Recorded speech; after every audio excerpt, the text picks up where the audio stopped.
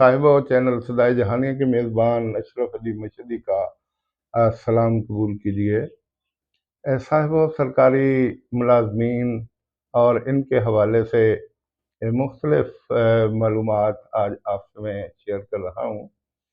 आप जानते हैं कि दूसरे महकमों की तरह महकमा तालीम के लोग और दीगर महकमा जात के लोग जो सरकारी मुलाजमत से मुंसलिक होते हैं, उनकी मुलाजमत के एंड पर उनको वाजिबात मिलते हैं, तो उनमें लीव इनकैशमेंट भी अ, हुआ करती थी। और खुदा करे अब भी ये सिलसिले दोबारा शुरू हो जाएं, थोड़ा सा तात्तल आया है। ये लीव इनकैशमेंट क्या है, मैं इसकी ज़रा वजाहत कर दूं।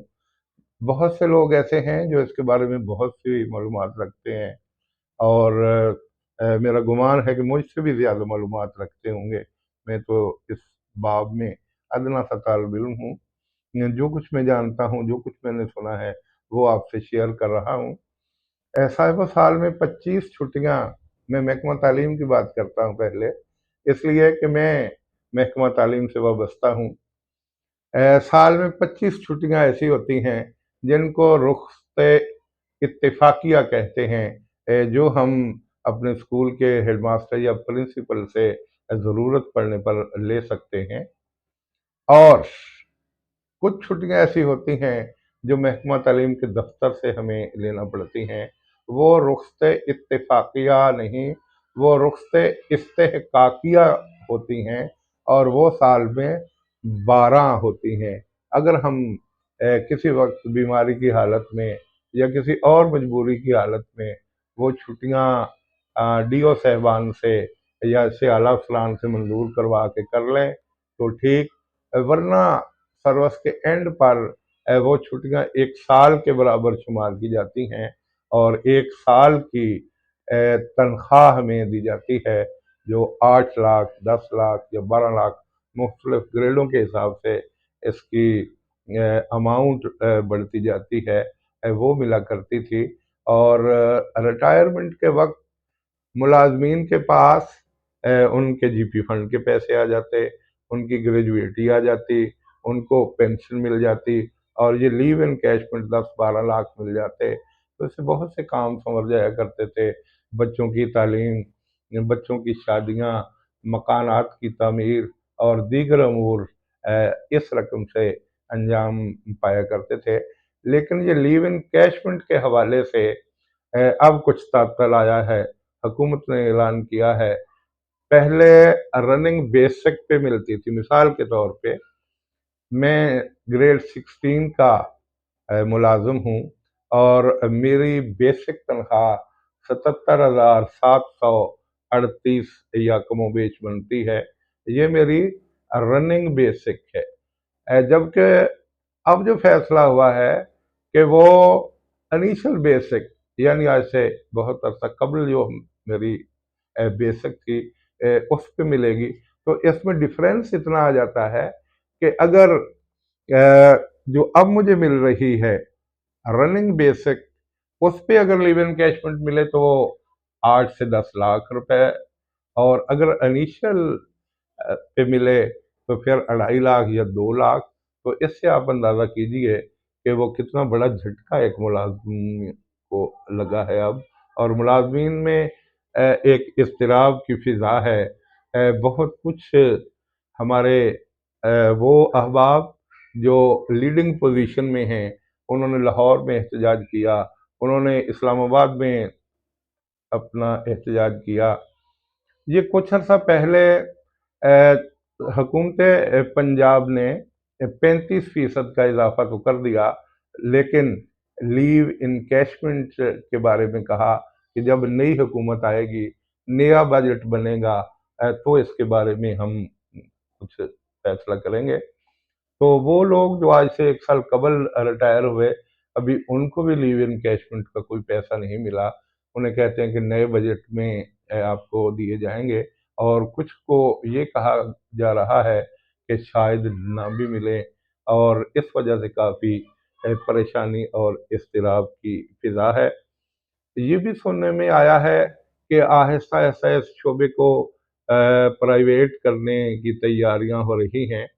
जिस तरह इंडिया में 20 साल तक ये सिलसिला जारी रहा, उनका तरीकाकार क्या था कि वो प्राइवेट स्कूल के बच्चों को फीकस 1100 रुपये देते थे और गवर्नमेंट स्कूलों के बच्चों को 500 रुपये महाना देते थे अखराजात के लिए। तो आहिस्ता आहिस्ता गवर्नमेंट स्कूलों के बच्चे प्राइवेट स्कूलों में इस ख्याल से दाखिल हो जाते कि वहाँ 1100 रुपया मिलता है।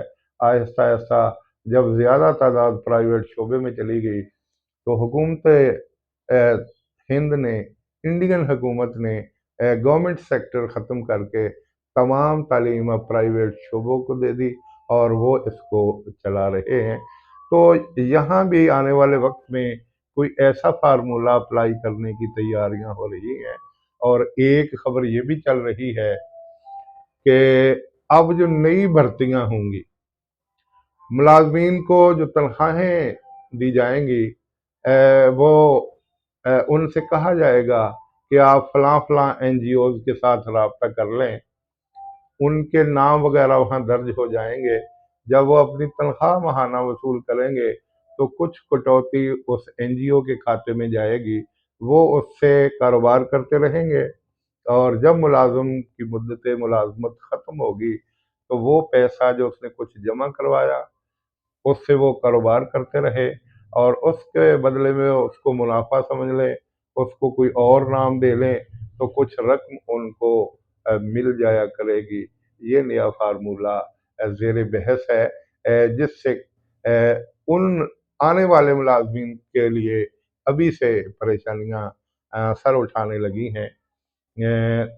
आप ये ज़रा तसव्वुर कीजिए कि एक मुलाजिम अपनी सारी ज़िंदगी एक महकमा के लिए सर्फ करता है, अखराजात पूरे करते हुए से बड़ी दिक्कत पेश आती है।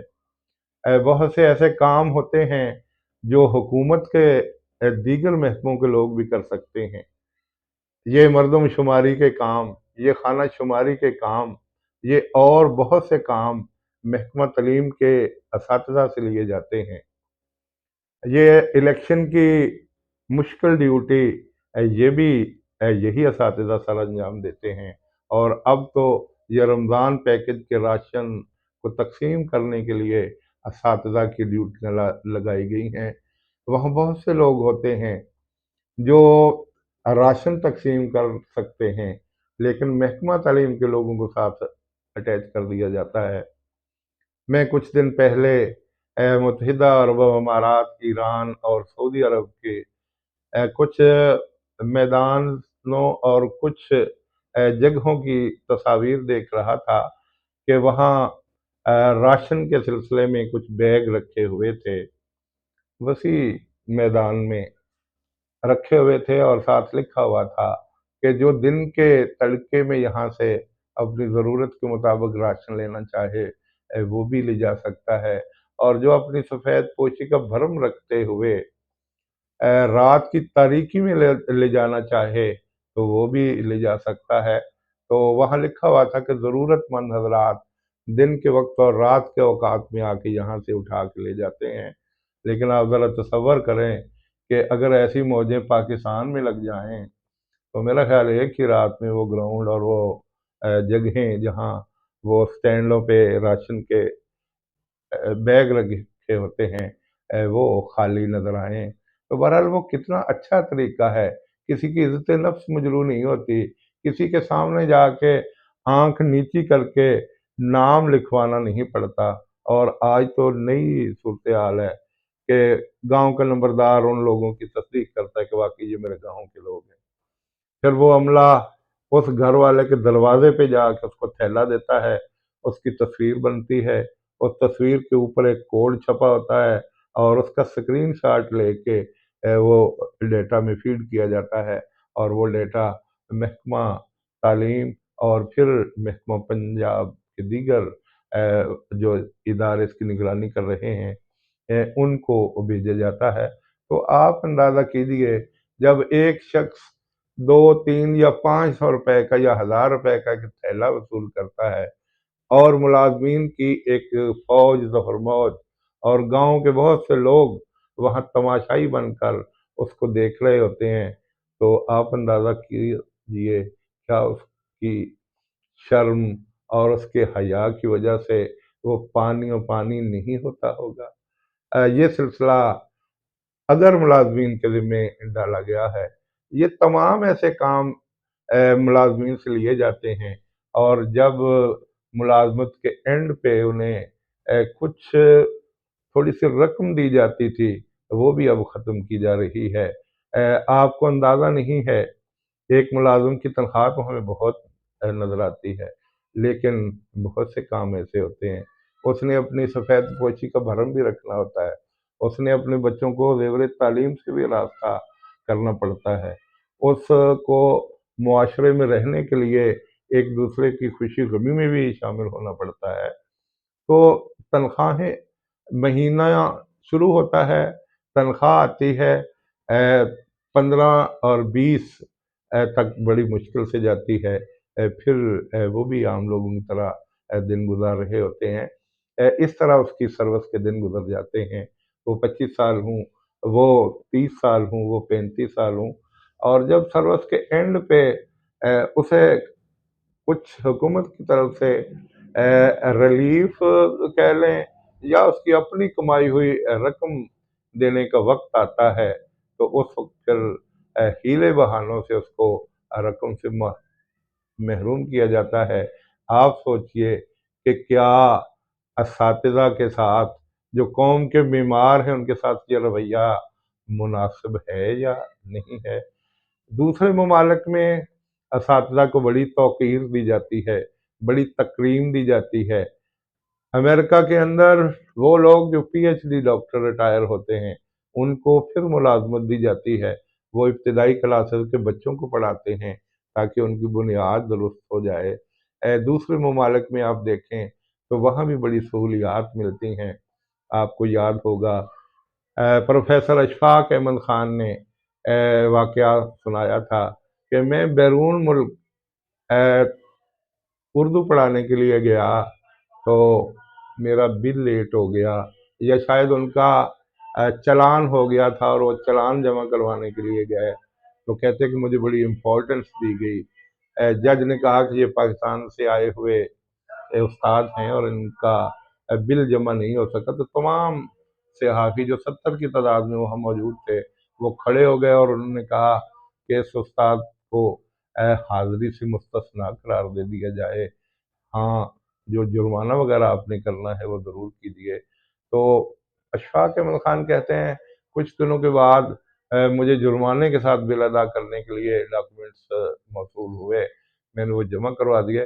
بہرحال چس آ گئی کہ اتنے لوگوں کے سامنے مجھے استاد ڈکلیئر کیا گیا اور میرا سر فخر سے بلند ہوا، اور ہمارے ہاں وہ بھاگتے چور کی لنگوٹی سے جب اساتذہ اور دیگر محکمہ کے لوگ محکمہ چھوڑ کے جا رہے ہوتے ہیں تو ان کے جو ضروری واجبات ہوتے ہیں وہ بھی نہیں دیے جاتے، اور محکمہ تعلیم کی یہ لیو ان کیشمنٹ کی کٹوتی یا بندش اسی سلسلے کی ایک کڑی ہے۔